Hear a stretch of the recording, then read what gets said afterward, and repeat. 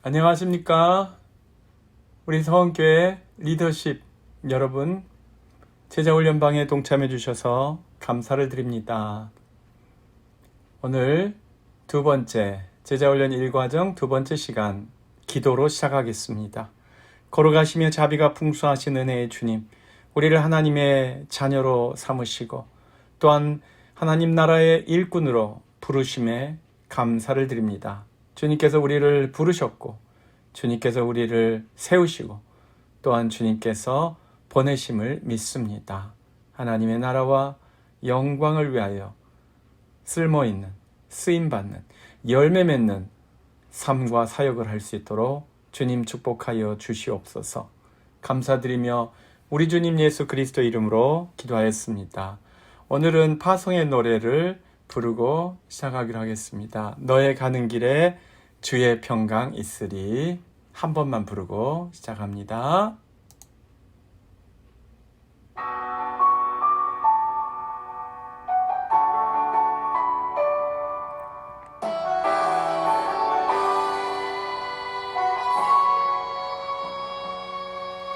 너의 가는 길에 주의 평강 있으리.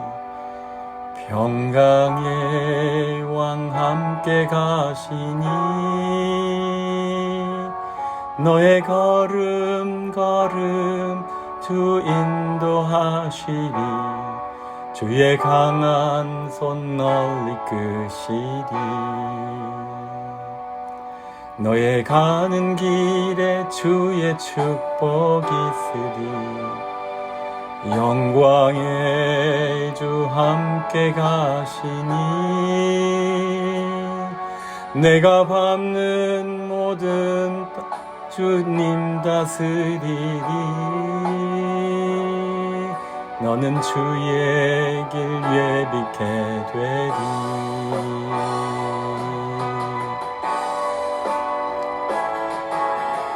주님 나라 위하여 길 떠나는 나의 형제여, 주께서 가라시니 너는 가라. 주의 이름으로 거칠은 광야 위에 꽃은 피어나고 세상은 내 안에서 주님의 영광 보리라. 강하고 담대하라. 세상 이기신 주는 함께 너와 동행하시며 내게 새 힘을 주시리. 네, 계속 부르고 싶지만 시간상 한 번만 불렀습니다. 네. 오늘 우리가 제자훈련반에서 살펴보게 되는 내용은 사명입니다. 여러분, 지난주에 우리는 소명, 하나님이 우리를 부르셨다는 것을 확인했습니다. 그리고 오늘은 부름받은 사람들은 하나님이 또 보내신다는 것을 확인하고자 합니다. 사명이란 말은 보낼 보냄받는 사람이 받는 명령이 사명이죠. 사랑하는 성도 여러분, 여러분의 삶은 목적은 무엇이라고 생각하십니까? 나는 왜 사는가? 나는 무엇을 위해 사는가? 내 삶의 목적은 무엇이라고 생각하십니까? 예수 그리스도를 믿는 분들은 이 목적의식이 분명하다고 생각합니다. 그런데 특별히 예수님을 믿되 그저 믿는 데서 그치는 것이 아니라, 교회에 출석하는 데서 그치는 것이 아니라 주님을 섬기고 주님을 더욱더 열심으로 섬기길 원하는 분들에게는 이 삶의 목적이 바로 사명과 관련이 있다는 것입니다. 내 삶의 목적이 내 중심이 아니라 내가 찾아내고 내가 연구하고 내가 추구하는 그것에서 그치는 것이 아니라 보냄 받은 데서 삶의 목적을 발견한다는 것입니다. 릭 워렌 목사님이 목적이 이끄는 삶, Purpose Driven Life라고 하는 책을 쓰셨습니다. 그런데 이 책이 원래 자그마한 소책자에서 출발했거든요. 이 책 표지에도 나와 있습니다만은 What on earth am I here for? 나는 도대체 왜 이 지상에 존재하는가? 나는 도대체 무슨 목적으로 존재하는가? 이 소책자를 쓰시고 그것이 확장되어서 목적이 이끄는 삶 40일 묵상 자료로 이렇게 책으로 확장이 되었거든요. 나는 도대체 어떻게 해서 이 지상에 존재하게 되었는가? 그러면서 하신 말씀이 나는 우연히 던져진 존재가 아닙니다. 그 말씀을 하셨어요.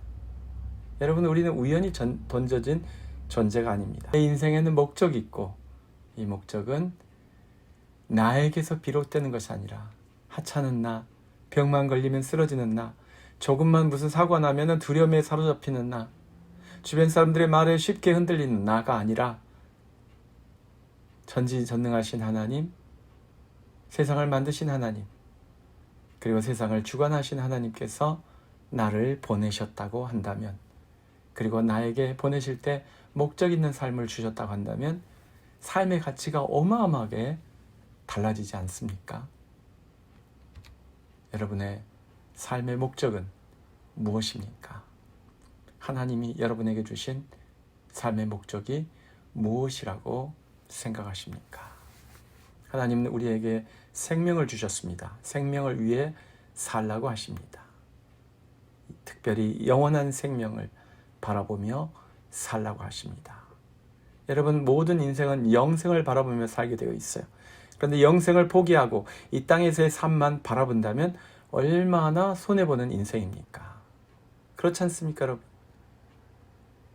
아름답고 찬란하고 영광된 영생이 기다리고 있는데 육신의 질병 때문에 여러 가지 바이러스의 위험 때문에 계속해서 두렵고 무서워하고 걱정하고 근심하며 살다가 끝나는 인생이라면 너무 불행하잖아요. 아무리 많은 돈을 가지고 아무리 많은 명성을 얻고 그래도 그것이 위로가 되지 않지 않습니까? 그런데 우리에게 영원한 생명, 너는 살아라, 잘 살아라, 영원히 살아라, 영원히 행복하게 살아라, 이 명령을 하셨다면 참으로 기쁘고 감사한 소식 아닙니까? 우리에게 주신 목적이 그렇다는 거예요. 그 목적을 위해서 하나님은 예배와 선교와 배움과 또 이 교회의 사역들을 주셨습니다. 교제, 친교 이런 사역들을 주셨습니다. 하나님이 주신 그 목적, 사명을 이루기 위해서 우리가 하는 것이 바로 예배, 배움, 친교, 선교, 구제, 사역 이런 것들이죠. 그래서 우리는 하나님께서 보내신 존재입니다. 하나님께서 우리를 보내셨어요. 이 땅에 하나님의 교회를 세우고 교회 안에 속하고 하나님 나라의 모습을 보여주고 하나님 나라를 확장시키는 사명을 우리에게 주셨습니다. 바로 보내심의 명령이 바로 사명이라고 할 수 있죠. 이 보내심은 하나님께서 예수님을 보내심으로 모범을 보여주셨어요. 요한복음 17장 18절 같이 읽읍시다. 아버지께서 나를 세상에 보내신 것 같이 나도 그들을 세상에 보내었고.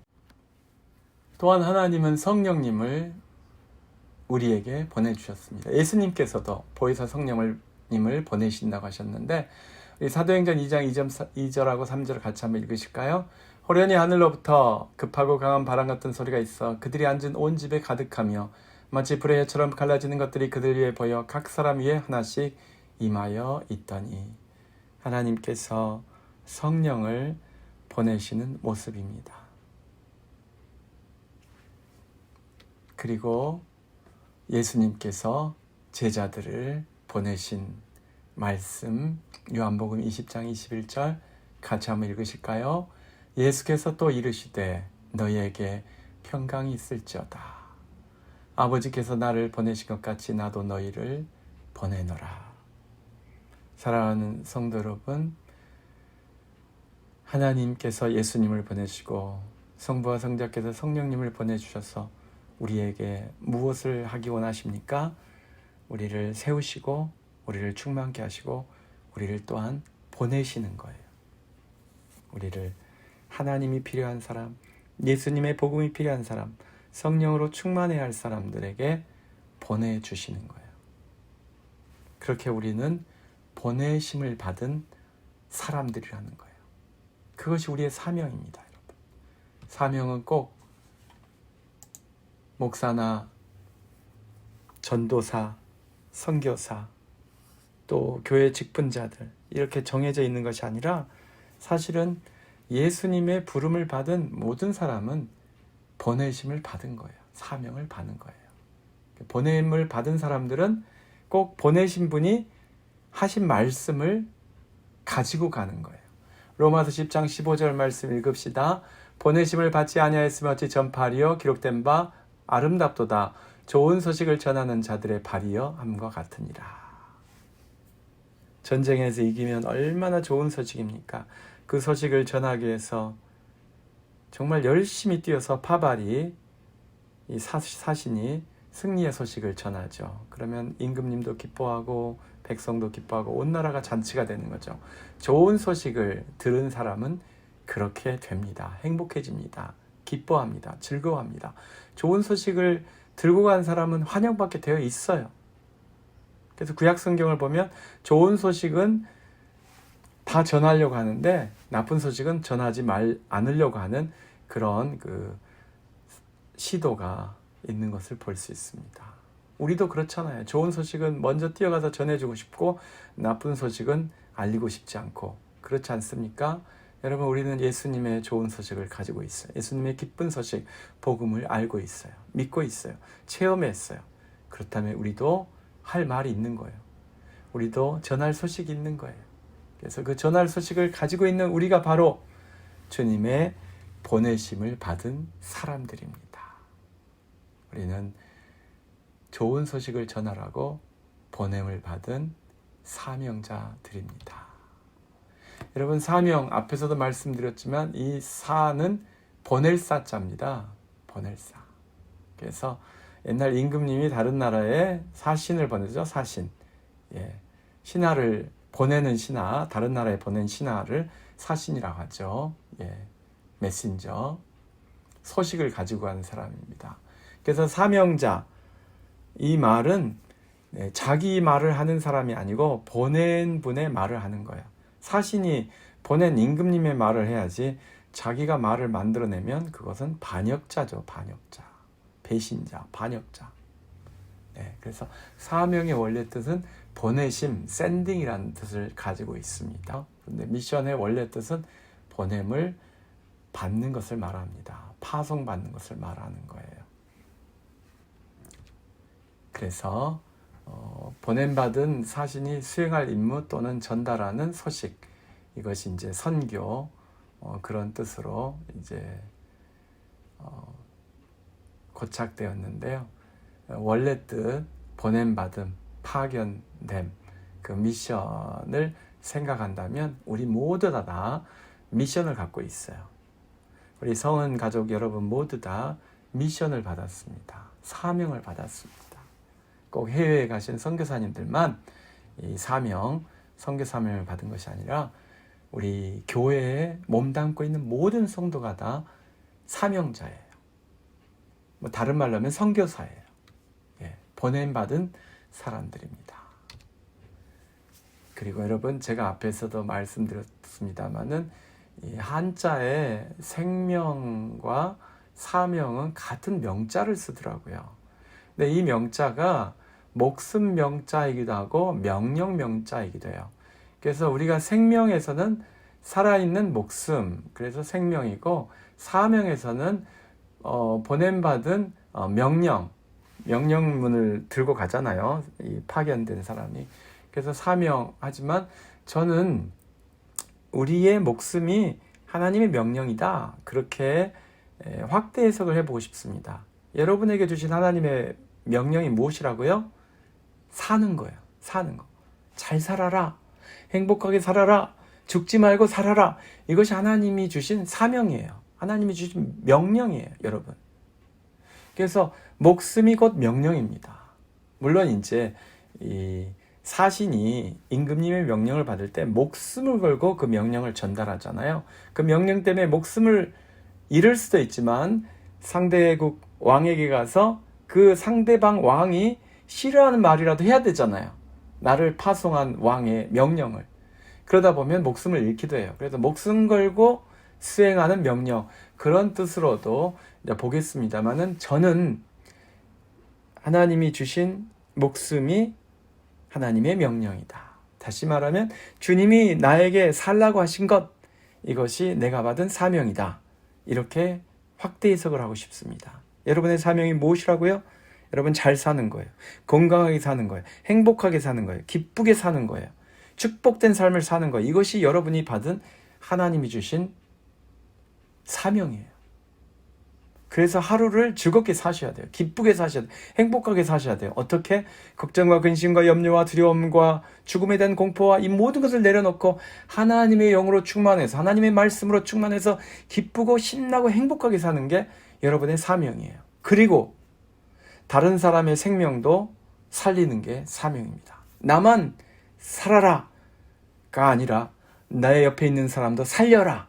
이것이 하나님의 사명이라고 믿습니다. 생명이 사명이다. 이 말은 나의 자녀의 생명, 나의 아내의 생명, 내 남편의 생명, 내 부모의 생명, 내 가족의 생명, 내가 책임지고 있는 사람들의 생명, 그것이 내 사명이라는 거예요. 하나님이 나를 이 세상에 보내신 사명은 이 땅에서 열심히 사는 것입니다. 그런데 어떻게 하는 것이 하나님이 기뻐하시는 열심히 사는 삶이에요? 살리는 삶을 사시는 거예요. 생명을 살리는 삶을 사시는 것이 우리가 받은 사명인 줄로 믿습니다. 살리기 위해서 그에게 음식도 필요하고 약도 필요하고 법적인 그런 해결책도 필요하지만 그의 영혼을 살려야 제대로 살리는 거예요. 그의 영혼을 살리는 기쁜 소식이 필요한 거예요. 영혼의 약이 되는 주님의 말씀이 필요한 줄로 믿습니다. 그러면 어떻게 우리는 이 사명을 감당할 수 있어요? 하나님의 성령을 의지하셔야 합니다.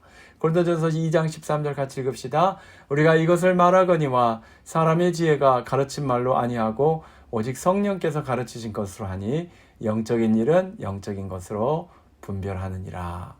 믿습니까? 네, 성령께서 가르치시면 감당할 수 있어요. 그래서 여러분, 주님께서 주신 사명은 알겠는데 어떻게 이것을 감당합니까? 부담갑니다. 제가 너무 부족해서 하기 힘듭니다. 그러니까 인도자가 필요한 것이죠. 인도자는 물론 목사도 조금 도움됩니다만은 성령님이 인도자세요. 성령님을 의지하세요. 오 주 성령이시여 나를 인도하여 주시옵소서. 내가 무엇을 말해야 될지 인도하여 주시옵소서. 내가 어떻게 말해야 될지 잘 모르겠습니다. 알려주십시오. 그렇게 의지하고 나가시는 거예요.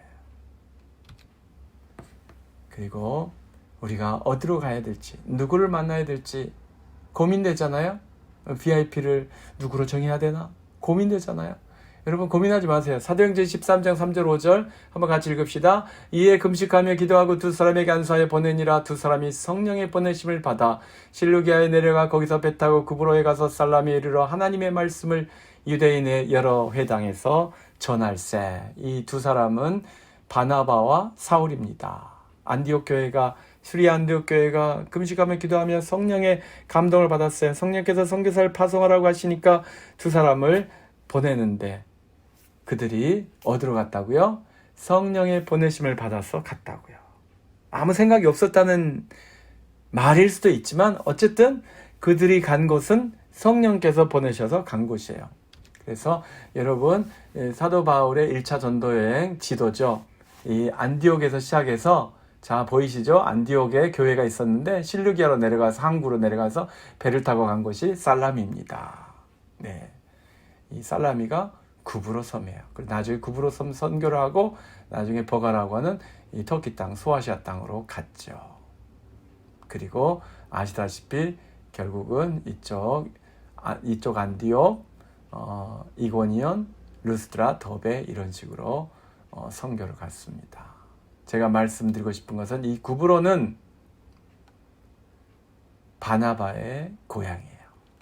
그리고 이 더베는 다소, 사도 바울이 자란 곳에서 가까운 곳이에요. 제가 왜 이 말씀을 드려요? 성령께서 감동을 하셔서 간 곳이 바나바의 고향, 그리고 사도 바울의 고향 근처였다는 거예요. 그래서 여러분, 하나님이 우리를 어디로 보내신다고요? 우리 집으로 보내시는 거예요. 우리 집안으로 보내시는 거예요. 우리 고향으로 보내시는 거예요. 고향 근처로 보내시는 거예요. 익숙한 곳에 보내시는 거예요. 때로는 먼 곳에도 보내세요. 케냐로도 보내시고, 필리핀으로 보내시고, 러시아도, 우크라이나도, 유럽으로, 아프리카로, 아시아로, 남아메리카로, 카리브해로 그렇게 보내십니다. 하지만 많은 사람들이 거기까지 가지 않고도 하나님의 보내심을 받는다고요. 하나님이 우리를 내 고향으로 보내실 수 있는 거예요. 그리고 여러분, 지금 이것도 하나님이 보내신 거예요. 사도 바울이 이 선교 여행을 떠나기 전에 그가 간 안디옥도 성령의 감동을 받은 바나바가 데려가서 간 곳이에요. 다소에 있었는데 그를 이곳으로 데려간 곳입니다. 여러분, 하나님께서 우리를 어디로 보내셨다고요? 뉴저지로 보내신 거예요. 우리를 뉴욕으로 보내신 거예요. 내가 사는 아파트로 보내신 거예요.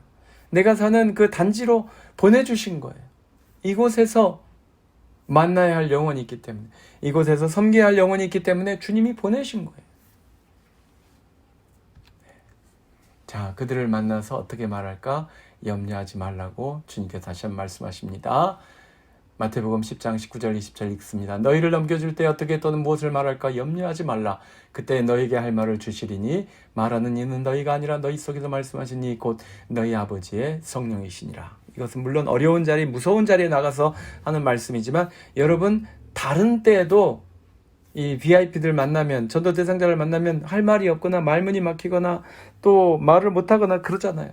말문을 열라고 기도하시기 바랍니다. 사도 바울이 그렇게 부탁했잖아요. 말문을 열 수 있도록 기도해달라. 전도의 문을 열 수 있도록 기도해 주시라고 기도 부탁을 했잖아요. 여러분도 기도하시고 기도 부탁을 하세요. 그러면 주님께서 말씀하십니다. 할 말 없으면 말 안 하셔도 돼요. 예, 쓸데없는 말 안 하는 게 좋아요. 예, 어색하면 막 자기가 편안한 대화하거든요. 막 놀았던 이야기, 또 음식점 이야기, 또 신문에서 봤던 이야기, 막 그런 이야기 할 수 있는데, 성령께서 감동하시지 않으면 말 안 하시면 돼요. 말 안 해도 다 압니다. 근데 오히려 말을 해서 내가 억지로 말을 하려다가 도움이 안 될 수 있으니까, 말하기 힘들면 가만히 계세요. 그러시면 주님께서 말씀하십니다. 입을 열지 않아도 주님께서 말씀하십니다. 사랑하는 성도 여러분, 다시 한번 마무리합니다. 우리는 하나님이 보내신 삶을 살고 있습니다. 동의하지 않으십니까? 그렇다면 여러분은 도대체 누가 보낸 삶을 살고 있는 거예요? 하나님이 보내신 삶이 아니라면 누가 이끄는 삶, 누가 보낸 삶을 사는 거예요? 우연히? 아니면 나의 욕망이, 나의 정욕이 이끄는 삶을 사는 게 돼버리는 거예요. 하나님 없는 삶은 아무리 노력하고 아무리 고상하고 아무리 멋진 포장을 하더라도 결국은 내 욕망 아닙니까? 내 야심, 내 본능에 따라 사는 것 아닙니까?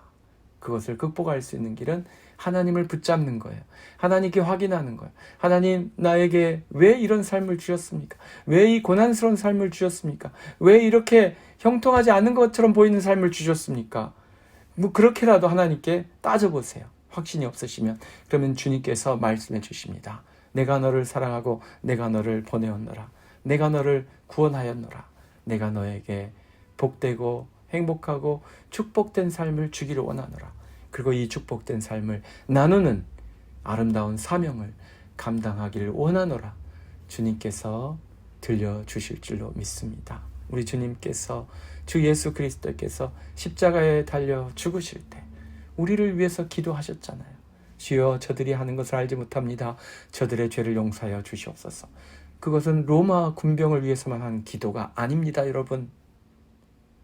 예수님을 믿는 사람들을 비웃었던 죄, 내가 안 했을지라도 내 조상들이 그렇게 했었더라면 그런 죄를 범하는 사람들을 주님께서 용서해 주셨기 때문에 내가 또 우리 부모님이, 우리 조부모님들이 예수님을 영접한 것 아닙니까? 예수님의 구원을 받은 것 아닙니까?